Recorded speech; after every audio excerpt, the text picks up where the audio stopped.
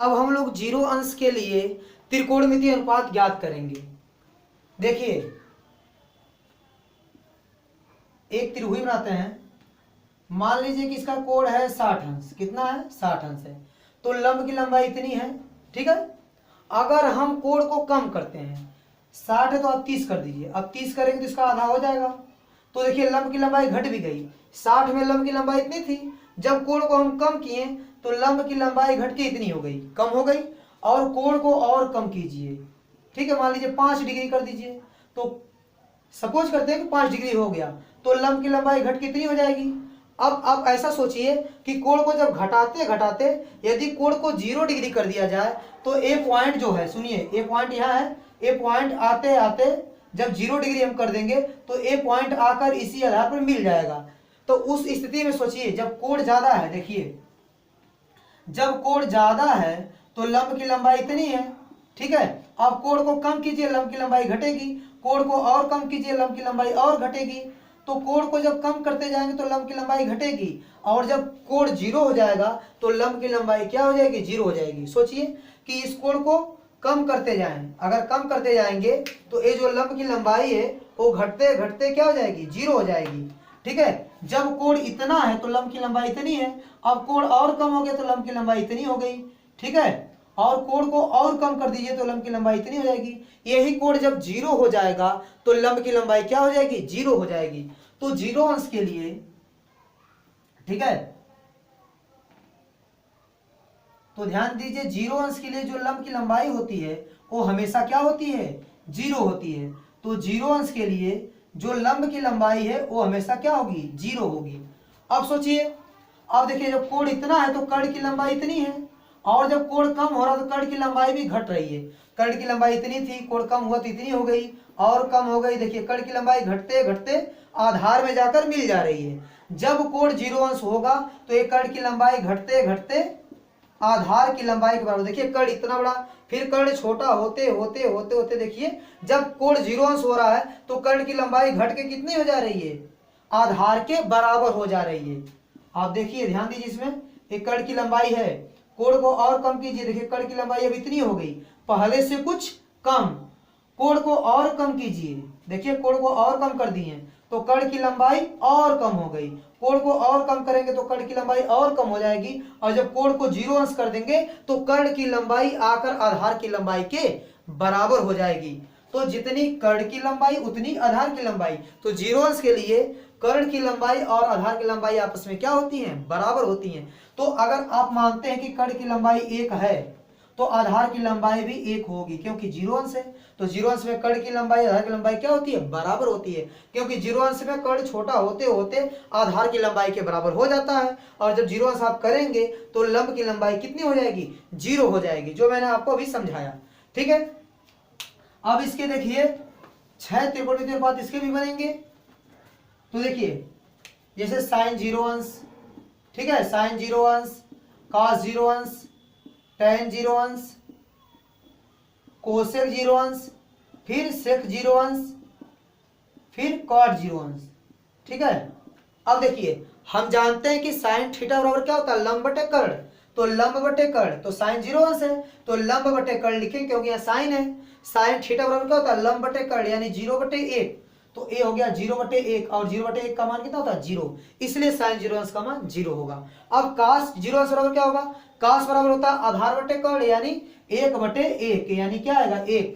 इसलिए कास 0 अंश का मान 1 होता है। और tan 0 अंश क्या होगा? देखिए tan बराबर होता है लंब बटे आधार, यानी लंब में क्या है? 0, और आधार में कितना? 1। 0/1 यानी क्या आएगा? 0। तो tan 0 अंश का मान 0 हो गया। कोसेक बराबर क्या होता है? कर्ण बटे लंब। तो कर्ण है 1 और लंब है 0, तो 1/0। और किसी संख्या के बटे हम 0 लिखेंगे, ठीक है, कोई नॉन जीरो नंबर है उसके बटे यदि 0 लिखेंगे तो क्या आएगा? अनंत आएगा। ठीक है। अब देखिए सेक, सेक बराबर क्या होता है? कर्ण बटे आधार, यानी 1/1। तो 1/1 का मान कितना आएगा? 1।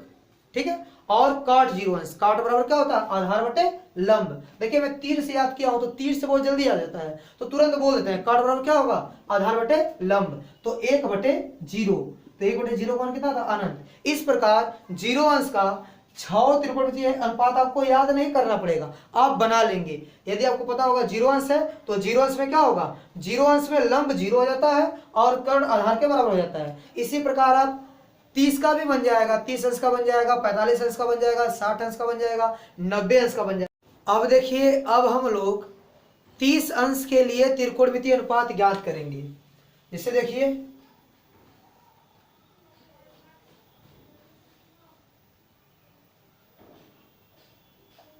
यह 30 अंश है, ठीक है। तो 30 अंश के लिए त्रिकोणमितीय अनुपात हम लोग ज्ञात करेंगे कि 30 अंश के लिए त्रिकोणमितीय अनुपात क्या होगा। तो इसको ज्ञात करने से पहले देखिए मान लीजिए कि यह एक समबाहु त्रिभुज है। कैसा त्रिभुज है, समबाहु। समबाहु त्रिभुज तो क्या, ऐसा त्रिभुज जिसकी तीनों भुजाएं बराबर हो, ठीक है। तो समबाहु त्रिभुज होगा और तीनों कोण कितना होगा, 60-60 अंश का होगा। कितना कितना होगा, 60-60 अंश का। तो ए बी कोण कितना होगा, 60 अंश का होगा। इसके बाद आप शीर्ष ए से बीसी पर लंब खींच दीजिए, ठीक है। लंब खींच दीजिए, उसको मान लीजिए डी, ठीक है। तो ए समबाहु त्रिभुज है तो भुजा की लंबाई बराबर होगी। मान लीजिए इसकी लंबाई 2a है और इसकी भी लंबाई 2a होगी, तो इसकी भी लंबाई 2a होगी, ठीक है। तीनों भुजा की लंबाई क्या होगी, बराबर होगी। इसके बाद इस त्रिभुज को देखिए और इस त्रिभुज को देखिए। तो इस त्रिभुज का यह कोण 90 अंश है और यह कोण भी कितना है, 90 अंश है। तो इस त्रिभुज का 90 अंश और इस त्रिभुज का 90 अंश आपस में बराबर है और यह जो कोण है वह कोण भी बराबर है। और देखिए ये जो भुजा है वो दोनों में क्या है, सार्व है। तो जब सार्व है तो एंगल एंगल साइड, ठीक है, एंगल एंगल साइड सर्वांग समता नियम से, तो सर्वांग समता नियम से क्या हो जाएगा, सर्वांगसम हो जाएगा। और जब सर्वांगसम हो जाएंगे तो यह कोण भी इस कोण के बराबर हो जाएगा। तो ये पूरा कोण कितना है, 60 है, तो ये आधा आधा हो जाएगा, 30-30, ठीक है। और यह वाली भुजा भी इस वाली भुजा के बराबर हो जाएगा। तो पूरा भुजा की लंबाई क्या है, 2a, तो a हो जाएगा a और a भी हो जाएगा a। तो आप ध्यान से देखिए, जो 30 अंश के सामने की जो भुजा है, 30 अंश के सामने की जो भुजा है वो कर्ण की मतलब 2a की क्या है, आधी है। तो 30 अंश के सामने की भुजा जो होती है वो कर्ण की क्या होती है, आधी होती है। तो एक प्रमेय है कि 30 अंश के सामने भुजा कर्ण की क्या होती है, आधी। तो हम ऐसे लिख सकते हैं, जैसे मान लीजिए कर्ण 2 है, कर्ण को आप क्या मान लीजिए 2। तो अगर कर्ण 2 है तो 30 अंश के सामने की जो भुजा होगी वो कर्ण की क्या होगी, आधी होगी। कर्ण की आधी मतलब क्या, ये 2 है तो ये कितना हो जाएगा, 1 हो जाएगा। तो देखिए पाइथागोरस प्रमेय से हम लोग जानते हैं कि कर्ण का वर्ग बराबर लंब का वर्ग प्लस आधार का वर्ग, ठीक है। पाइथागोरस प्रमेय को बौधायन प्रमेय के नाम से भी जाना जाता है, ठीक है। तो कर्ण का मान कितना है, 2, 2 का वर्ग बराबर लंब है 1 तो 1 का वर्ग और प्लस आधार का वर्ग, ठीक है। तो 2 का वर्ग हो जाएगा 4 और 1 का वर्ग 1 और प्लस आधार का वर्ग। ये है 4 और 1 को इधर भेज दीजिए, -1 इज इक्वल टू आधार का स्क्वायर। 4 में से 1 जाएगा तो 3 बराबर आधार का स्क्वायर। तो आधार का मान कितना आएगा, इधर से स्क्वायर हटेगा, करड़ी लगेगी, करड़ी में आ गया 3, ठीक है। आधार का मान आ गया करड़ी में 3। तो इतना पता चल गया, ठीक है। अब 30 अंश के लिए सभी त्रिकोणमितीय अनुपात हम लोग ज्ञात कर सकते हैं। देखिए तो 30 अंश में लंब की लंबाई कितनी, 1 है। देखिए यहाँ से आधार की लंबाई करड़ी में 3, लंब की लंबाई 1 और कर्ण की लंबाई 2 है, ठीक है। तो यहाँ से निकालिए sin 30 अंश का मान। तो sin 30 अंश बराबर क्या होगा, sin बराबर लंब बटे कर्ण यानी 1/2 cos 30 अंश। तो cos 30 अंश का कितना होगा, आधार बटे, तो करड़ी में 3/2 tan 30 अंश, tan बराबर होता है लंब बटे आधार यानी 1 करड़ी में 3। तो tan 30 अंश का मान कितना हो गया, 1 करड़ी में 3। इसी प्रकार देखिए कोसेक 30 अंश, कोसेक बराबर क्या होता है, कर्ण बटे लंब यानी 2/1 यानी क्या आएगा 2। और सेक 30 अंश बराबर क्या होगा, सेक बराबर होता है कर्ण बटे आधार। तो कर्ण है 2 और आधार है करड़ी में 3, 2/करड़ी में 3। और काट 30 अंश, काट बराबर क्या होता है, आधार बटे लंब यानी करड़ी में 3/1 यानी क्या आ गया, करड़ी में 3। तो यह 30 अंश के लिए त्रिकोणमितीय अनुपात ज्ञात हो। अब देखिए 45 अंश के लिए त्रिकोणमितीय अनुपात। जैसे देखिए यह एक समकोण त्रिभुज है, यह एक समकोण त्रिभुज है और यह है 45 डिग्री, ठीक है। तो यह 90 अंश होगा, यहाँ 90 अंश होगा, यहाँ 45 डिग्री। तो त्रिभुज के तीनों कोणों का योगफल कितना होता है? त्रिभुज के तीनों अंतों कोणों का योगफल 180 अंश होता है। तो यह भी हो जाएगा आपका 45 डिग्री। और एक ही त्रिभुज में यदि दो कोण बराबर हैं, दो अंतः कोण बराबर हैं, तो उनकी सम्मुख भुजाएं भी क्या होती हैं? बराबर होती हैं। यदि ये 45 अंश है और देखिए यह भी 45 अंश है और यह भी 45 अंश है, तो इनकी सम्मुख भुजाएं जो हैं वो भी क्या होंगी? बराबर। यह 45 अंश है, इसके सामने भुजा यदि 1 है, तो यह भी 45 अंश है, तो इसके सामने भुजा क्या होगी? 1। फिर पाइथागोरस प्रमेय से कर्ण का वर्ग बराबर क्या होता है? लंब का वर्ग प्लस आधार का वर्ग। तो यहाँ आएगा 1 + 1 यानी 2 हो गया। तो कर्ण का वर्ग बराबर कितना आ गया? 2। तो कर्ण का मान कितना आ जाएगा? करड़ी में 2। ये हो गया करड़ी में 2। अब इसको मिटा दीजिए। अब देखिए 45 अंश के लिए आधार 1, लंब 1 और कर्ण क्या आएगा? करड़ी में 2। अब देखिए साइन 45 अंश का मान निकालते हैं। साइन 45 अंश, तो साइन बराबर क्या होता है? लंब बटे कर्ण यानी 1 बटे करड़ी में 2। फिर काश 45 अंश, काश 45 अंश, काश बराबर होता है आधार बटे कर्ण यानी 1 बटे करड़ी में 2। और टैन 45 अंश का मान कितना आएगा? टैन बराबर होता है लंब बटे आधार यानी 1 बटे 1 यानी 1। अब देखिए फिर कोसेक 45 अंश, कोसेक 45 अंश, कोसेक बराबर क्या होता है? कर्ण बटे लंब यानी करड़ी में 2 बटे 1 यानी क्या आएगा? करड़ी में 2। और सेक 45 अंश, सेक बराबर क्या होता है? कर्ण बटे आधार यानी करड़ी में 2 बटे 1 यानी क्या आ गया? करड़ी में 2। और क्या है? काट 45 अंश, काट बराबर क्या होता है? आधार बटे लंब यानी 1 बटे 1 यानी आ गया 1। ठीक है, इस प्रकार 45 अंश के लिए ये 6 त्रिकोणमितीय अनुपात ज्ञात कर सकते हैं हम लोग। ठीक है, साइन 45 अंश, कास 45 अंश, टैन 45 अंश और कोसेक 45 अंश, सेक 45 अंश और काट 45 अंश का मान इस प्रकार ज्ञात किया जा सकता है। अब देखिए अब हम लोग 60 अंश के लिए त्रिकोणमितीय अनुपात ज्ञात करेंगे। ठीक है, जैसे देखिए यह एक त्रिभुज है। ठीक है, यह एक समकोण त्रिभुज है और यहाँ है 60 डिग्री। ठीक है, यहाँ है 60 डिग्री। तो सोचिए अगर यहाँ 60 डिग्री है और यहाँ 90 डिग्री है तो यहाँ कितना होगा? यहाँ आपका होना चाहिए 30 डिग्री। कितना होगा? 30 डिग्री।